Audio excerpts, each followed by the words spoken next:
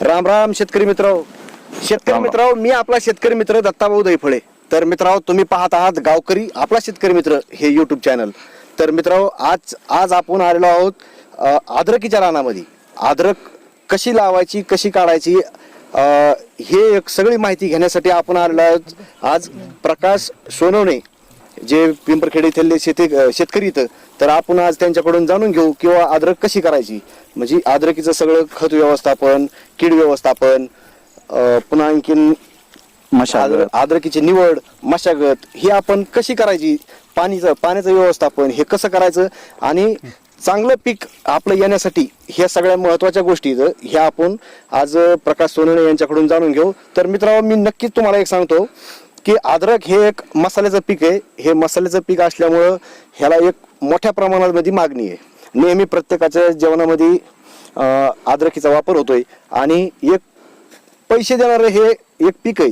त्याच्यामुळं एक मला असं वाटलं की आपले जेवढे शेतकरी, आपल्या YouTube चॅनलचे जेवढे आपले काही शेतकरी असतील त्यांच्या पस्तोर हा व्हिडिओ पोहोचला पाहिजे आणि सगळ्या शेतकरी बांधवांना कळलं पाहिजे की अद्रकीचं पीक घ्यायचं कसं, त्याचं माहिती, मार्गदर्शन हे सखोल व्हावं.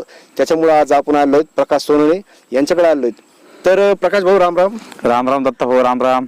तर प्रकाश भाऊ, मला एक सांगा, आता हे तुम्ही अद्रकीचं पीक आणलंय, आज आपण तुम्ही नेहमी आपली भेट व्हायची त्यावेळेस तुम्ही नेहमी म्हणायचे की आपली अद्रक चांगली आली, हे आलं, पण त्यावेळेस अद्रक हिरवीगार होती, हे होती, पण आपल्याला तिचं फळ कसं येईल हे माहित नव्हतं त्यावेळेस. बरोबर आहे. त्याच्यामुळे आपण त्यावेळेस युट्यूबला व्हिडिओ हे करणं हे गडबडीचं होईल म्हणून आपण ते केलं नाही. तर आज ज्या वेळेस आपल्या अद्रकीला चांगलं फळ आलेलं आहे, चांगली अद्रक आपली आलेली, त्यावेळेसच आपण आज हा व्हिडिओ तयार करण्यासाठी आलोय. तर प्रकाश भाऊ, आज आपल्या सगळ्या शेतकरी बांधवांना तुम्ही एक सांगा, किंवा सुरुवातीचा तुम्हाला एक मी प्रश्न विचारतो की अद्रकीची तुम्ही ही जी जमिनीची मशागत अद्रक लावण्यासाठी ही कशा प्रकारे केली? सोपं आहे दत्ता भाऊ. आंतर मशागत करणं आणि जमिनीची मशागत करणं हे काही वेगळं नाही. आपण शेती करतो खूप दिवसापासून, आपले वडील शेती करत होते, आजोबा शेती करत होते, यांना शेतीची मशागत कशी करायची हे वेगळं सांगायची तर काही गरज नाही. तरी पण आता तुम्ही विचारलाय प्रश्न म्हणून सांगतो. खरं तर मी ज्या चुका केल्या त्या कुणी करू नये म्हणून सांगतोय. मी काय मोठा ज्ञानी वगैरे काही नाहीये. खरं तर काय करायला पाहिजे दत्ता भाऊ, ज्यावेळेस आपण गव्हाचं किंवा ज्वारीचं कुठलंही एक पीक घेतो, नंतर उन्हाळा येतो, ह्या उन्हाळ्यामध्ये किमान एक आडवी आणि एक उभी नांगरणी करायला पाहिजे आणि दोन्ही मध्ये फरक असायला पाहिजे 10 ते 15 दिवसाचा. दोन्ही नांगरीमध्ये फरक पाहिजे 10 ते 15 दिवसाचा. त्यानंतर आपण पाळी, मोगडा हे करतो आणि त्यामध्ये जर रानात काशी असेल तर ती पूर्णतः निघेल आणि जमीन पूर्ण भुसभुशीत होईल. अशा पद्धतीनं सुरुवातीची मेहनत असायला पाहिजे. पण त्याचबरोबर त्यामध्ये जर आपण शेणखत, लेंडी, कोंबडीचं जे काही खत असेल, कंपोस्ट खत म्हणतो आपण, किंवा वेगळं कुठलेही आपल्याकडे काडी कचरा जे काही असेल त्याचं खतात रूपांतर करून जर शेतात टाकलं आणि ते जर व्यवस्थित पांगून घेतलं तर ही झाली पूर्व मशागत एक नंबरची. याला दुसरा पर्याय नाहीये. आणि नाही केली तर मात्र मग खत, औषध याचा खर्च वाढतो थोडासा. एवढं काही चिंतेचं कारण नाही. अद्रक म्हणजे खूप काही मोठं नाहीये, एक छोटासा विषय. प्रकाश भाऊ, आता तुम्ही हे ठिबकवर अद्रक लावली, हो, ठिबकचा वापर करून, तर मग हे बेड तुम्ही कसे तयार केले, कशाने केले? हे बेड आपण दत्ता भाऊ काय केलं, ज्यावेळेस आंतरमशागत केली आम्ही ही लावली 12 जूनच्या आसपास. जून महिन्यात 10 तारखेला 12 तारखेला आपण लागवड झाली पूर्ण. त्यावेळेस काय झालं की आम्ही बेड पाडले ट्रॅक्टरच्या साहाय्यानं. 4.5 फुटावरती बेड पाडले. बेड पाडल्याच्या नंतर त्यावरनं एक आपलं जू असतं ना मोठं लांब 5 फुटाचं, ते वरून टाकलं. त्यामुळे काय झालं की जे वरती शिगोर तयार होती ती पूर्णतः अशी फ्लॅट तयार झाली आणि त्यावर परत कोळप्यानं निशाण करून घेतले दोन्ही बाजूनं आणि त्या निशाणावर आपण ही अद्रक लावली. दोन्ही झाडातलं अंतर जर तुम्ही पाहाल तर 1 फूट ते 1.5 फुटाचं असायला पाहिजे, पण आपलं जवळपास हे 18 इंचाचं अंतर ठेवलंय आपण. हा, आणि त्याच्यामध्ये खत द्यावं, पाणी द्यावं आणि ते वेळेवर सर्व झाडांना व्यवस्थित जावं, एकसारखंच जावं, ह्यासाठी ह्या ठिबकचा उपयोग केलेला आहे. बरं प्रकाश भाऊ, आता ह्याच्यानंतरचा आपला दुसरा प्रश्न आहे, तुम्ही ह्याच्यामध्ये बियाण्याची निवड कशी केली? एकदम चांगला बियाण्याची प्रश्न निवड, कोणती केली, कुठून आणलं, हे पण एक चांगल्या प्रकारचे बियाण्याची निवड कशी करावं हे एक आमच्या बियाणं शेतकरी निवडताना महाराष्ट्र माहीम जातीचं निवडायला पाहिजे. वा. हं. महाराष्ट्र माहीम मध्ये सुद्धा 2 जाती आहेत. त्या दोन्हीपैकी कुठलीही जात निवडा, शिवाय फक्त महाराष्ट्र माहीम घ्या, जेणेकरून काय हे कुठल्याही हवामानाला, कुठल्याही मातीत आणि थोडेफार पाण्याची टंचाई असेल किंवा खत वेळेवर नाही मिळालं काही अडचण येत नाही. म्हणजे सर्व आपण स्ट्रॉंग म्हणतो किंवा मजबूत असं किंवा एक चांगल्या प्रतीचं वाण आहे असं म्हणतो आपण, त्या जातीचं हे बियाणं. आणि त्यात सर्वात महत्वाचे आणखीन 2 प्रश्न आहेत. ज्या जमिनीतून आपण हे बियाणं घेतोय त्या जमिनीमध्ये बुरशी असता कामा नये, जेणेकरून त्या ठिकाणी सड लागली. ज्या ठिकाणी सड लागली अशा ठिकाणचं बियाणं नकोय आपल्याला. कारण ते जर बियाणं घेतलं तर आपल्या शेतामध्ये सुद्धा सड लागण्याची जास्तीत जास्त शक्यता नाकारता येत नाही. आणि दुसरी महत्वाची गोष्ट म्हणजे ते जे बियाणं आहे हे आणखीन कुठल्या रोगाला बळी पडलेलं नसावं. म्हणजे जे आपल्याला माहिती नाही. बियाणं घेतानाच त्या बियाण्याची एक पारख आपल्याला पारख अशी की हे बियाणं सडलेलं नसू नये, रोगीट नसू नये. बरोबर. म्हणजे बियाणं घेताना निरोगी बियाणं घ्यायचं. बरोबर. हे महत्वाचा प्रश्न. आता काय याच्यामध्ये करपा सर्वात मेन प्रश्न आहे करप्याचा. जर करपा जर अद्रकला असेल तर समजायचं खाली बुरशी भरपूर आहे आणि आजपर्यंत आपली अद्रक करपलेली नाही. सर्वात महत्वाचा प्रश्न.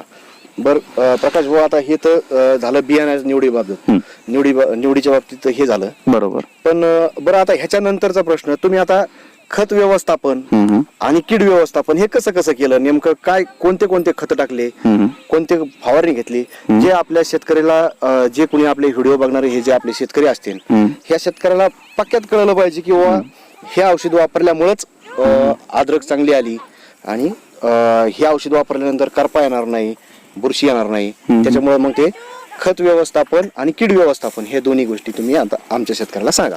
बरोबर. दत्ता भाऊ, आणखीन एक महत्वाचा प्रश्न होता हा कीड. ही अद्रक आहे दत्ता भाऊ, याला कीड लागत नाही. बर.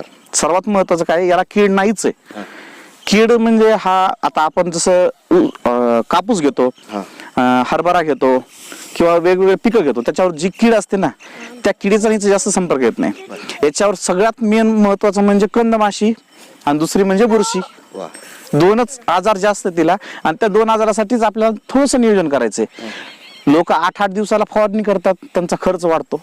आपल्याला हे जर आपण तंतोतंत जुळून जर आणलं तर आपल्याला खर्च होत नाही. सर्वात महत्वाचा, आता तुम्ही प्रश्न विचारलाय म्हणून मला, कंदमाशी काय असतं की कंदमाशी दिसल्याच्या नंतर शेतकरी लोक फवारणी करतात, पण कंदमाशी न यावी यासाठी आपण उपाययोजना करणे आवश्यक आहे. यामध्ये कंदमाशी ही 5% नुकसान करते. तर आधीची अंडी आणि अंड्यातून निघालेली पिल्ली ही जी ज्यावेळेस वाढतात ती कंदमाशी काय करते की कंदावरती अंडे देते, आणि ती अंड्यातून ज्यावेळेस पिल्ले निघतात ना, ते स्वतःचा उपजीविका भागवण्यासाठी ते अळी रूपात असतात, ते त्या अद्रकला खातात. त्या अद्रकला खाल्ल्यावर सड लागते, आणि सड लागली म्हणजे आपला प्लॉट बसण्याची शक्यता जास्त असते. बरं प्रकाश भाऊ, कंदमाशी आपल्या अद्रकला लागली, हे शेतकऱ्यांनी ओळखायचं कसं? हे पहा, कंदमाशी ही आपल्या माशी सारखीच असते. तिला 6 ते 8 पाय असतात आणि सर्वात खालची जी पाय असतात ती पांढऱ्या रंगाची असतात. जर 1-2 मासे जर तुमच्या शेतात जर दिसत असतील तर आपल्या केमिकल मध्ये सुद्धा याच्यामध्ये औषध आहे, आपण ते वापरतो ना, इमोमॅक्टिव्ह बेंजोएट. बरोबर ना? आपल्या इफकोचं गाव. आपल्या इफको मध्ये पण आहे. आणि जर तुम्हाला इफकोचे औषध जर भेटत नसतील तर वेगळ्या कंपनीमध्ये सुद्धा हे अवेलेबल असेल. हे एक औषध खूप महत्वाचं आहे. ते 5 ग्रॅम टाकावं लागतं आणि खर्च खूप कमी आहे. दुसरं म्हणजे जर तुम्हाला आणखीन हे येऊ नये म्हणून जर उपयोग करायचा असेल तर तुम्ही तुमचे कंद झाकून टाका ना माती खाली, अडचण नाही. आणि त्या कंद माशीवरून काही उपयोग काही करत नाही. आणि दुसरी म्हणजे पानं खाणारी माशी किंवा पानं गुंडाळणारी माशी, हे कुठल्याही आपण जे वापरतो गॅस पॉइझन किंवा ते आपलं इफकोचं कुठलं औषध आहे ते इजो, ते एक त्यांना हे निघून जातात. म्हणजे वेगळं काही करण्याची आवश्यकता पडत नाही. बरं. ह्याच्यामध्ये खत तुम्ही कसे खत टाकले? खताचा प्रश्न, आपण ज्यावेळेस बेड केले त्यावेळेस आपण पहिला डोस दिला होता. त्याला कोणी भरी म्हणतं, कोणी बेसल डोस म्हणतं. हा, त्या बेसल डोसच्या वेळेला आपण काय केलं होतं, जास्तीत जास्त आपल्याला नत्र, स्फुरद आणि पालास. नत्र कमी लागतं, स्फुरद जास्त लागतं आणि पालास हे आपल्याला कमी लागतं. तर मी काय केलं होतं, DAPच्या जवळपास 6 गोण्या टाकल्या होत्या. 1846 हा DAPच्या नाही, DAPच्या 4 गोण्या, 1 युरियाची गोणी आणि 2 नाही पालास पोटॅश. हा, हे एवढं आपण बेसल डोसला दिलं होतं सुरुवातीला. आणि त्यानंतर मग 1 महिन्यानंतर मग 1919 सुरू केलं. प्रत्येक 8 दिवसाला आपण 6 किलो 1919 या ठिकाणी दिलं. त्याच्या 100 किलो आपल्याला 1919 या ठिकाणी लागलं. एकरी कितीचा डोस दिला 1919चा?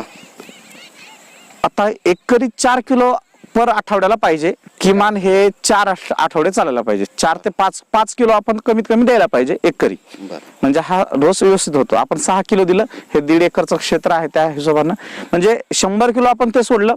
त्यानंतर 1261 सोडलं, त्यानंतर 1340 सोडलं. ते हे सर्व मात्रा 100 ग्रॅमचे. आणि सेम दर बुधवारी आपण या ठिकाणी 6 किलो ते 8 किलो अंदाजे, मोजून नाही, अंदाजे 6 किलो ते 8 किलो आपण हे अद्रकीला ठिबकद्वारे सोडले. 1340 नंतर आपण आता 0052 सोडणार आहोत. आणि 0052 सोडल्यानंतर 1 महिन्यानंतर आपण कधीही अद्रक काढू शकतो. आता हे आपला प्लॉट दिसतोय ना तुम्हाला, हा 1 महिन्यानंतर आपण कधीही काढू शकतो. 1 महिन्यात काढू शकतो. हा, 1 महिन्यानंतर आपण कधीही काढू शकतो हा प्लॉट. बरं, ह्याच्यानंतर तुम्ही ठिबकद्वारे पुन्हा आणखीन काय काय सोडलं होतं? हा, लावून मला एक 60 दिवस झाले होते. त्यावेळेस मला हुमणीचा प्रश्न थोडा जाणू लागला. हुमणी आपण उन्नी म्हणतो, किंवा ती आळी असते ना मोठी, ती माती खाते आणि कंदही खाते, मुळ्या खाते सर्वात महत्वाचं. त्यावेळेस मी मात्र खूप थोडं परेशान झालो होतो. नंतर तुमच्याकडे आलो होतो, दत्ताभाऊ सांगा काय करायचं. तुम्ही मला कारखान्याच्या साहेबांचा नंबर दिला होता, त्यांच्याकडे शक्य नाही झालं. मी परभणीच्या शाळेत गेलो. तिथनं मी मेटारायझियम ॲनोसोपली नावाचं एक 5 लिटरचं आणलं होतं. त्या मेटारायझियम ॲनोसोपलीनं मला त्या उन्नीला 100% फायदा केला. म्हणजे एवढा फायदा झाला की मला परत काही वापरायची गरजच नाही पडली. आणि त्याशिवाय तुम्ही एक कन्सर्टिया दिलं होतं मला, NPK इफकोचं. नत्र, स्फुरद आणि पालास ते जैविक होतं. मग मी त्याला परत वाढवलं, मल्टिप्लाय केलं. आणि ते जवळपास मी किती 5 आणि 2 7 लिटर ते पण वापरलं. आणि तेही मल्टिप्लाय करून त्याचा एक फायदा झाला. त्यानंतर मी इथे जीवामृत सुद्धा वापरलं. आणि ते डिकम्पोजर सुद्धा या ठिकाणी वापरलं. आणि सर्वात महत्वाचं काय आहे की आपण खत दिल्याच्या नंतर आपल्याला 8 दिवस सापडतात. दत्ताभाऊ लक्षात घ्या, आपण खत दिल्याच्या नंतर आपल्याला 8 दिवस सापडतात. तर 3ऱ्या दिवशी आपण जैविक वापरू शकतो. खत दिल्याच्या नंतर 3 दिवस जे असतात ते लागू होण्यासाठी असतात. लागू झाल्याच्या नंतर 3ऱ्या दिवशी आपण जर जैविक उपयोग केला तर जैविकवर कुठल्याही प्रकारचा रासायनिक हानी करत नाही. त्यामुळे आपण फवारणीनंतर किंवा खतानंतर 3ऱ्या दिवशी जैविक औषध आपण वापरू शकतो. मी असा समतोल यासाठी केला दत्ताभाऊ की मी पहिल्यांदा करत होतो. लोक कोणी सांगायचे जैविक करा, कोणी सांगायचे फक्त रासायनिक करा. मी विचार केला की या ठिकाणी मला शेणखत मिळालं नाही, मी शेणखत टाकलं नाही. आणि मी जर जैविक आणि रासायनिक दोन्हीचा जर उपयोग जर नाही केला तर माझं पीक आज जे दिसतंय तसं दिसणार नाही, अशी मला शंका होती. म्हणून मी दोन्हीचा वापर केला. आणि तसं आपण वेळोवेळी जर गरज पडली तर ते सांगू, पण समतोल महत्वाचा मला असं वाटतं. तर प्रकाश भाऊ, आतापर्यंत आपले सगळे मुद्दे झालेले आहेत. तर एक महत्वाचा आणि शेतकऱ्याच्या जिव्हाळ्याचा प्रश्न की आता ही जी तुमची अद्रक आहे ह्याच्यामध्ये तुम्हाला किती उत्पन्न होईल, किती पैशाचं उत्पन्न होईल, किती क्विंटल होईल आणि किती पैशाची होईल आजच्या रेटनी, हे एकदा तुम्ही सगळ्या आपल्या शेतकऱ्याला सांगा. अच्छा, अपेक्षित उत्पन्न म्हणजे पुढे काय आज काय होऊ शकतं त्याचा. दत्ताभाऊ, माझ्या अंदाजानुसार आपण जे गड्डा पाहतो, आता मी नेहमीच पाहत असतो की माझा काय चालू आहे सध्या, तर त्या पद्धतीने जर पाहिलं तर एकरी किमान 100 क्विंटल कुठेच गेलं नाही उत्पन्न आजचं तरी. आणि 1.5 एकरचं जर पाहिलं तर 150 क्विंटल, आणि त्याला 2000 रुपयानं भाव धरा सरळ 150 गुणिले 2 म्हणजे 3 लाखाची अद्रक आहे आपली किमान. पण ही अद्रक आणखीन हिला 1 ते 2 महिने जाऊ द्यायचे, थोडंसं आणखीन खालून वाढ होईल आणि हे उत्पन्न निश्चितच आणखीन 10 ते 20 क्विंटल ना वाढल. आणि तोपर्यंत भाव पण वाढल समजा. अपेक्षितच आहे. आज तर भाव नसल्यासारखाच आहे. हा. ही कच्चीच अद्रक आहे, ही काढून उपयोगच नाहीये. किमान आज 4 महिन्यानंतरही काढू शकतो मी अद्रक, त्यामुळे काही विषय नाहीये. किमान 2 महिन्यानंतर अद्रक काढणार असा अंदाज धरून चालायचा. तर नक्कीच मित्रांनो, प्रकाश भाऊच्या म्हणण्यानुसार अपेक्षित उत्पन्न त्यांना 3 ते 4 लाख रुपयाच्या आसपास असं उत्पन्न होईल अशी त्यांची अपेक्षा आहे. आणि नक्कीच मित्रांनो, मी सुद्धा सांगतो की आतापर्यंत तुम्ही शेतीमधले कोणतेही माल बघा, सगळे माल क्विंटलवर जातात, किलोनी जातात. पण अद्रक ही आपण जी वापरतो ही छटाकणी वापरतो.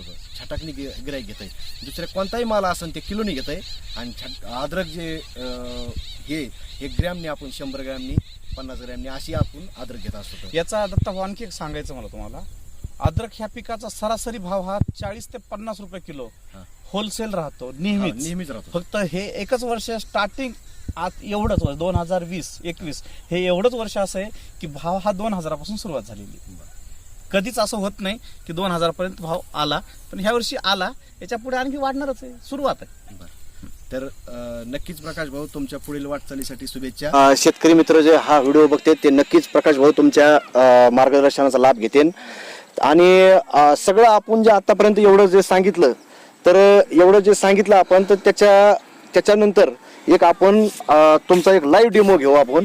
तुम्ही आम्हाला आता एक कोणतंही तुमच्या एक अद्रकीचं झाड तुम्ही आपल्याला तुम्ही ठरवा कोणतं उपटायचं. हेच घ्या. हेच घ्यायचं का? श्री गणेशा करू. हो, तर हे तुमचं आता एवढी अद्रक खराब होईल, पण एक आमच्यामुळं आणि आपल्या सगळ्या प्रेक्षकामुळे एवढं एक झाड काढून. तर मित्रांनो, तुम्ही पाहत असता, तुम्ही बघितलं आत्ताच की आता हे तुमच्या समोर लाईव्ह डेमो मध्ये आपण ही अद्रक काढून दाखवली प्रकाश भाऊजी यांच्याच वावरातली आत्ताच्या आत्ता. तर मित्रांनो, हा जर व्हिडिओ आवडला तर लाईक करा, शेअर करा, कमेंट करा. आणि गावकरी आपला शेतकरी मित्र म्हणून हे आपलं एक यूट्यूब चॅनल आहे, ह्या चॅनलला सबस्क्राईब करा. मित्रांनो, नक्कीच शेतकऱ्यांचे नवनवीन अनुभव आणि सगळ्या आपल्या शेतकऱ्याच्या कामाच्या गोष्टी आपण ह्या यूट्यूब चॅनलवर आपण टाकत असतो. तर नक्कीच मित्रांनो, ह्या चॅनलला सबस्क्राईब करा. धन्यवाद.